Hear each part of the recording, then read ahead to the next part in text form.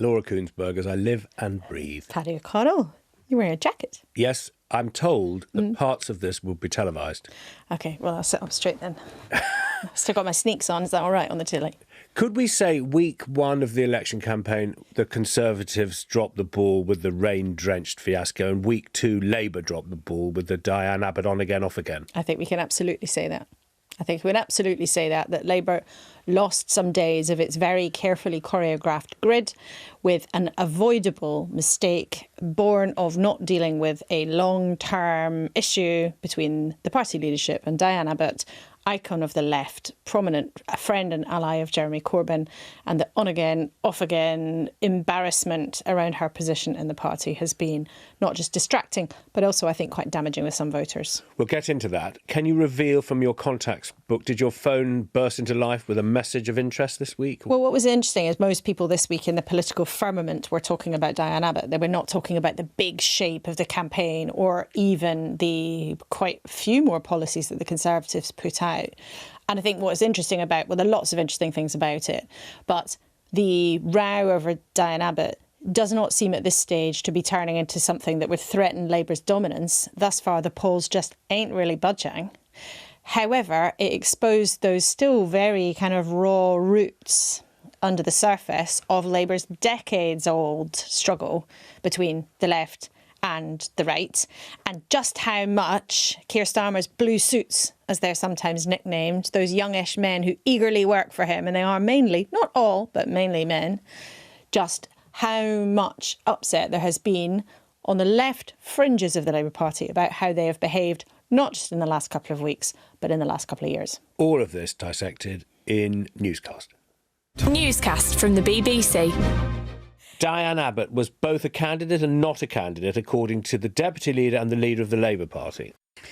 If you haven't been following this story and you are a new newscaster, Diane Abbott, very prominent, first ever black female MP, more than a year ago, wrote a letter to a newspaper that contained what was seen as offensive and anti-Semitic remarks. She said sorry at the time, but she was then being investigated by the Labour Party and she was essentially put on the bench. That took months and months and months and months and months, and her status as whether she could come back into the party, let alone run again as a Labour MP. Bearing in mind Natalie Elphicke came back into the party. Yes, who was somebody on the right wing of the Tory party who was welcomed with open arms. So there's been huge sensitivity about all of this. And at the beginning of this week, Labour was sort of bounced into saying, oh, yes, she can come back into the Parliamentary Labour Party, because our colleague Victoria Derbyshire on Newsnight revealed that the investigation, such as it was, actually had been completed months ago. But then whether or not she'd be allowed to stand as an MP was still in doubt. Because a week ago, you and I were right, and we admit when we were wrong, to talk about the proposed deal whereby she'd get the whip and then stand down herself. And we aired that here. I'm often wrong. And that was the deal. But then it is said there was briefing that she would not be standing as an MP, and the finger of suspicion pointed at Keir Starmer's Chief of Staff, Morgan McSweeney. Do I know he briefed the papers? No. Am I saying he briefed the papers? No. Am I saying the finger of suspicion pointed at him? Yes, I am saying that. And that seemed to spark fury in the camp and supporter group of Diane Abbott. Absolutely. And just the next day, then there we have it, Diane Abbott with a group of supporters on the steps of Hackney Town Hall, loudly and proudly in her constituency saying, they want me out, but I will not be forced away. And this isn't new, right? This has been running and running and running for ages. And this is why the whole thing has been a sort of avoidable mistake, because it was an unresolved situation. And Labour always have told us that they're ready for an election, they're ready to go. But this was an unresolved situation that then sort of exploded into this real tension that we saw on the steps of Hackney Town Hall in North London, where Diane Abbott's many supporters turned out in force. Keir Starmer at this point was trying to hold a line, basically saying, oh, it's not up to me, it's up to the National Executive Committee. Keir Starmer was trying to hold it all at arm's length, saying it's nothing to do with me. Then his deputy, Angela Rayner, popped up and said, oh, I think Diane should be allowed to stand. Then the leader of Scottish Labour, Anna Sarwar, popped up and said, I think she should be allowed to stand. Lo and behold, eventually on Friday, Keir Starmer said, OK, I haven't given a view up till now, but of course Diane is free to stand. A big change in his position. So Keir Starmer risks looking like he took on a fight with the left and then wasn't strong enough to win it. He's also handed the Tories an attack line saying, look, he couldn't even stand up to Diane Abbott. He's resurfaced also the connections between himself and politicians like Diane Abbott, who were closely associated with Jeremy Corbyn. Now, there's a theory among some of his most ardent supporters that essentially any public row we have with the Corbynistas is a good one because it shows that we've taken them on. It shows that we've changed. However, most people I've spoken to in the last couple of days think actually, in the context of a campaign, this is just messy and it looks ugly. And therefore, somebody said to me, it's never like a master plan. Don't see it as a master plan. Public messiness is not good. And I think we have seen Keir Starmer's first stumble. So lifelong listener Matt puts this in this way. What on earth is Labour doing with Diane Abbott? Absolutely blows my mind. For me, this election is not about what they're promising today as much as who we know them to be. He says he doesn't trust the Conservatives, but asks, what are Labour trying to say about themselves? Well, we know what the leader of the Labour Party is saying, Matt. He says, this party's changed forever. I have changed it. Mm-hmm. That was the word just before the Diane Abbott story broke. But all of our older listeners will remember fights within Labour between the left and the right, often played out with members of the National Executive Committee, the NEC, on which sits Angela Rayner. So you could not bring back from the past a more potent brew for journalists who, instead of writing about Labour policy on energy, new energy, we've changed the party, then they're talking about, well, it's an on-again, off-again candidacy for one of the icons of the left. That's right. What's it going to be? And guilty as charged. I mean, I wrote a long and I hope not too pompous piece about how actually you have to see this in the context of what has been a decades-long struggle. And it reminded me of a conversation that I had with a very senior Labour politician just after Jeremy Corbyn became leader for the first time, which is nearly 10 years ago. But I remember it because this person was so angry. They were spitting chips, absolutely furious. And the phrase that's in my piece that just has always stuck in my head, he said, we'll have to take them apart piece by piece. And I'm not going to do an impression because it might give away who it was. Well, and we would never want that to happen to one Speaking of piece, your earpiece is taking the moment to pop out in support of what you're saying. Well, I put my hair over it and nobody will notice. Particularly to say that it was not pompous. I think we go spool right back to an election campaign is time compressed. It's TARDIS time. You really can't have 3 days talking about Diane Abbott. Correct. This point in the campaign. Now, the second point to make is the polls haven't budged. The polls haven't budged. So you could argue it's a very important issue for some people, but it's not the same as being a very important issue for all the voters. That's absolutely right, except that the distraction point, if you like, the cost benefit, what they've lost by spending days talking about this, does matter in the context of a campaign. From a political point of view, though, in terms of the overall context of where this campaign is at and Labour's current very significant dominance in the polls, it's not something that they think is going to be a big deal. Because where you look at the voters who are likely to care about this, which pollsters would call progressive activists, so people who might be on the left of Labour, or they might be interested in the Green Party, or in Scotland they might be SNP facing, or in Wales they might be Plaid Cymru. You know, people often are young, they might be in student towns or big cities. They're likely to live in the kind of area where there are already chunky Labour majorities. And because of the way our voting system works, well, if 2,000 people are cross about something in a city where there's already a 20,000 majority for the Labour MP, that isn't going to add up to a hill of beans. However, that's not to say there's no impact. There's already unhappiness in those kinds of places over the Labour position on Gaza, over what some people see also as the watering down on some of its green plans. And there's a different sort of longer term point on this as well. We were talking about this in Newscast on Thursday night. Keir Starmer doesn't just want to win. He wants to win well. And if the polls are even vaguely right, he's going to have an enormous influx of new MPs, many more new Labour MPs than there were existing MPs. And to sow any kind of seeds of bad feeling or sort of sourness of atmosphere about how the leadership behaves, about what they're willing to do, that is something they just have to go carefully on. So someone in the shadow cabinet said, look, I don't think it's not really coming up on doorsteps much. I don't think it'll make that much difference. But we do have to be careful about how this all looks. Looks is presentation. Absolutely. And the thing is, what is an election? It's policy. It's politics, it's presentation, it's the public, 4 Ps. And the thing is, we should all worship the public. We are the public, we're the voters. This is about us. That's the first thing. Policy obviously really matters. This to Matt's question, what's your policy, love?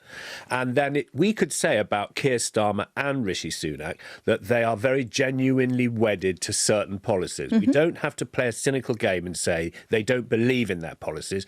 We can say they believe in their policies. But about the two of them, presentation and politics, they get a C- for going out in the rain to launch the election campaign when 10 feet away is a building with a roof on it. That's not presentation perky. And presentationally, in week 2, having what appears to be a very ugly row with a prominent female Icon trailblazing of the left. black woman of colour is not a good look as far as many members of the public might come. And somebody in the Labour circles I was having a conversation with yesterday just said to me, it just looks mean. Yeah, it just looks mean. It doesn't look good politics, does it? That's the point. You're the leader of the party. You're the leader of the party. How about you go behind the scenes in advance, get what's possible, and present it to us, the public, as we've done. I'm a leader. Anyway, the point is, welcome to the election campaign where there's going to be more of this. This will crop up with every single week/day. And there will be gaffes and there will be problems. And it's interesting that in week 2, it's Labour that's had a stumble and not the Tories having a panic over something or other. Just last word on this, though, before we move on, is that both parties are having rows about candidates being imposed, because the row about Diane Abbott is also about who stands as Labour MPs, and some of the blue suits are turning into red princes. You know, there's some Starmer. So I'm a blue suit because I'm advisory person in Labour. And then if you're a red prince, I'm a candidate. You're a candidate, and you're a candidate who's been sort of anointed by the leadership. Some people might suggest, other people would say, and Starmer says very much, all of this is about trying to get the best possible candidates in the best possible seats. One of them is Torsten Bell, who's sat in that seat, think tank boss, now candidate in Swansea for the Labour Party.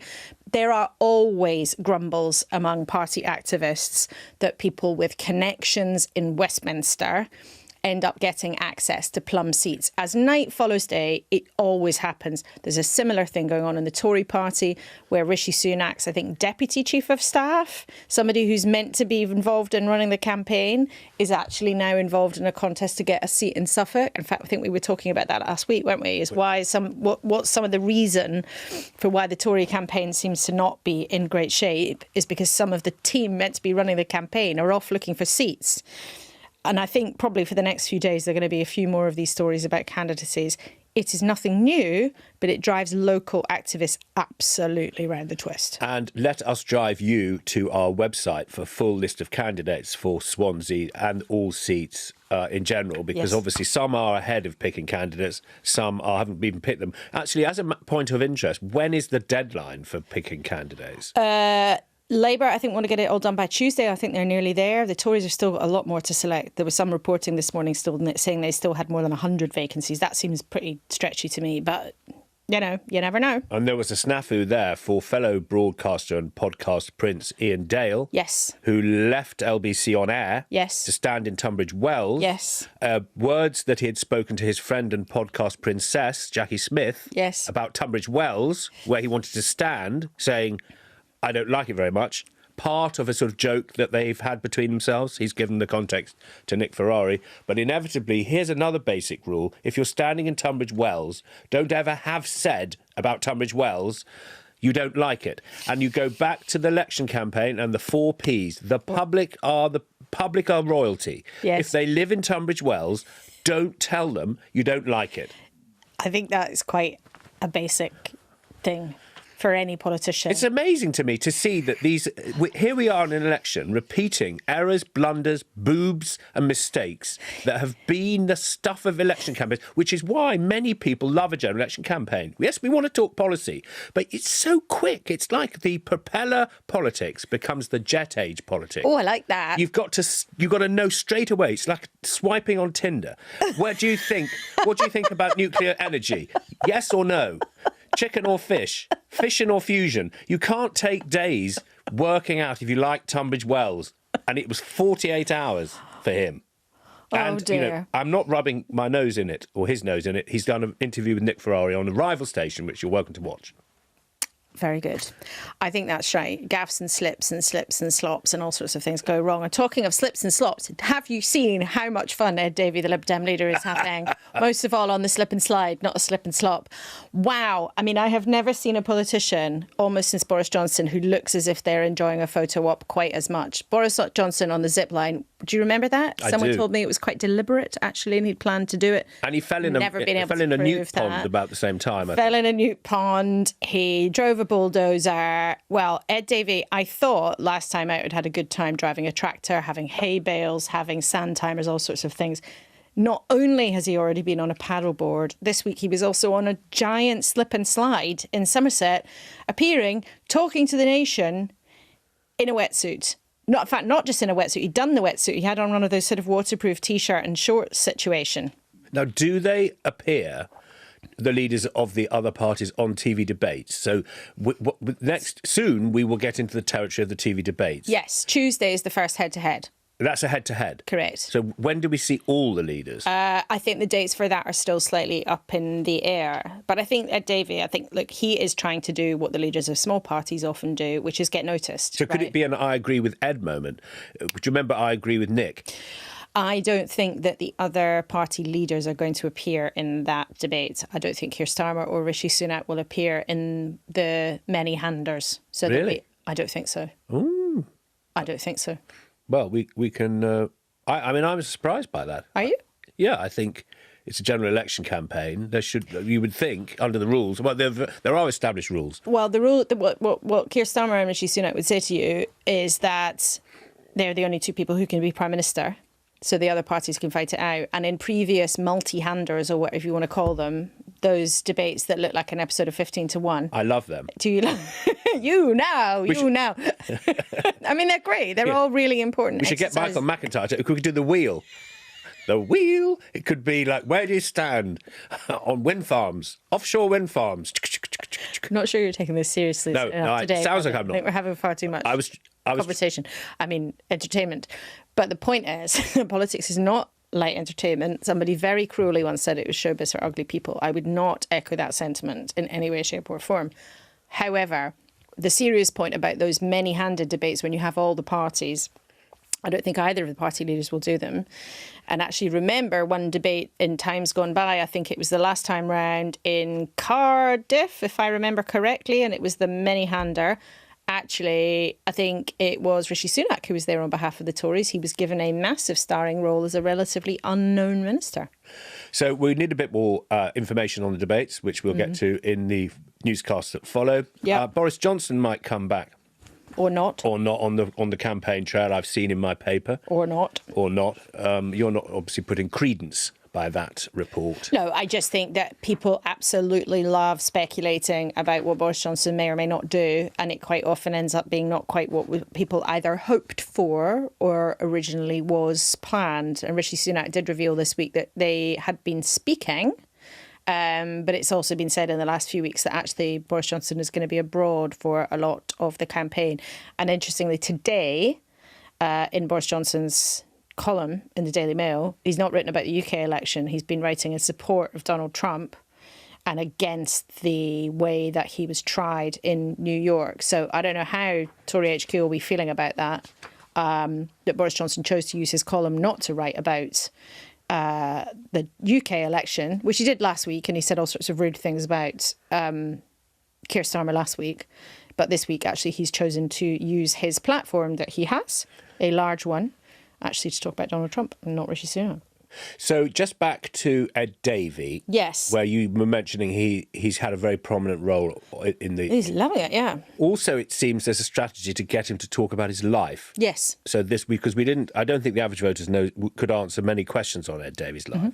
So he's been opening up a little bit and giving Ed Davey news. So you're right, Ed Davey has previously talked about his family quite movingly, but I think it is something that people don't generally know very much about him, as you suggest, Paddy. And today he's been tweeting about how he spends time looking after his son, John, who has quite significant disabilities. And it's one of the things over time that has, I think, very obviously influenced Ed Davey's policy choices. He's talked a lot about allowances for carers. He's talked a lot about support for families in that kind of situation.